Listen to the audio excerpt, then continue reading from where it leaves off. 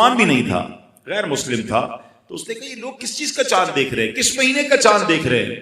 تو کہا مسلمان جو ہیں رجب کے مہینے کا چاند دیکھ رہے ہیں.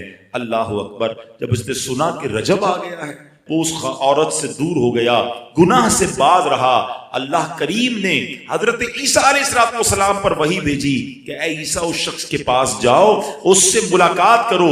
جب آپ اس کے پاس گئے اپنی تشریف آوری کا سبب بیان کیا. اللہ اکبر. جب اس نے سنا اس کا دل نور اسلام سے جگمگا اٹھا، کلمہ پڑھ کر مسلمان ہو گیا. تو پتہ یہ چلا کہ پہلے زمانے میں صرف مسلمان نہیں، غیر مسلم بھی اس مہینے کا ادب کیا کرتے تھے. رجب کے ورڈز کتنے ہیں؟ 3، را، جیم اور با.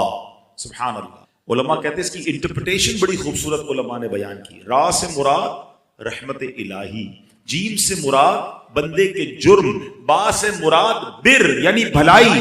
گویا اللہ کی رحمت یہ اعلان کر رہی ہے کہ میری رحمت اور میری بھلائی کے درمیان میرے بندوں کے جرموں کو کر دو تاکہ میری رحمت اس کی بخشش فرما.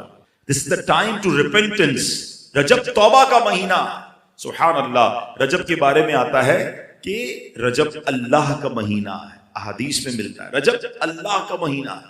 آقا فرماتے الشعبان شہری، شعبان میرا مہینہ ہے اور رمضان میری امت کا مہینہ ہے. تو یہ بہت خوبصورت سیکوینس شروع ہو رہی ہے. یہ مہینے ضائع کرنے والے نہیں، ہاں یہ مہینے اللہ کی رحمت کو لوٹنا ہے اس مہینے میں. اور سبحان اللہ ایک بہت خوبصورت بات میں بتاؤں کہ نبی پاک علیہ الصلوۃ والسلام فرماتے ہیں 5 راتیں ایسی ہیں جس میں دعا رد نہیں ہوتی. حدیث پاک فرمایا رجب کی پہلی رات، 15 شعبان شب برات جو ہوتی ہے، ٹھیک ہے.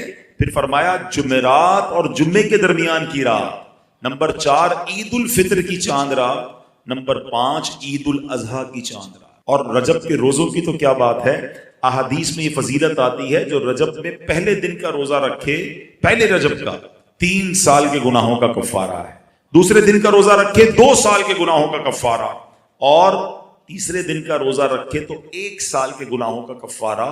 پھر پورا رجب جو ہے وہ ہر روزہ جو ہے وہ 1 مہینے کے گناہوں کا کفارہ. اب تو سردیوں کے دن ہیں، ویسے ہی ہم میں سے کئی لوگ لیٹ لنچ کرتے ہیں، 6 سوا 6 بجے افطار ہو جاتا ہے.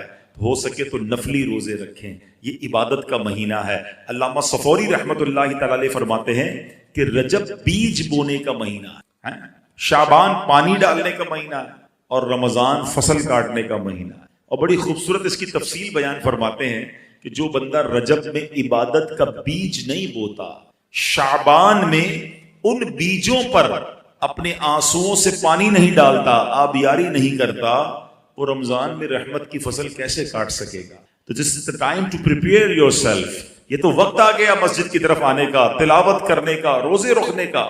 اگر کوئی دوری ہو گئی عبادت سے تو پھر جڑ جائیں، اور رحمتوں والے مہینے شروع ہو رہے ہیں. تو اے میرے پیارے اسلامی بھائیوں، اللہ کرے کہ ہم رجب میں اللہ کی عبادت کر کے اپنے گناہوں کی معافی مانگ کے ہم اس رجب کو اس طرح گزاریں. اور رجب میں ایک اور کام کرنے کا بڑا زبردست میں آپ کو بتا دوں کہ نبی پاک علیہ الصلوۃ والسلام فرماتے ہیں، حضرت عبداللہ ابن زبیر رضی اللہ عنہ سے روایت ہے کہ جو ماہ رجب میں کسی مسلمان کی پریشانی دور کرے، اللہ عز و جل اس کو جنت میں ایسا محل عطا فرمائے گا جو حد نظر تک وسیع ہوگا.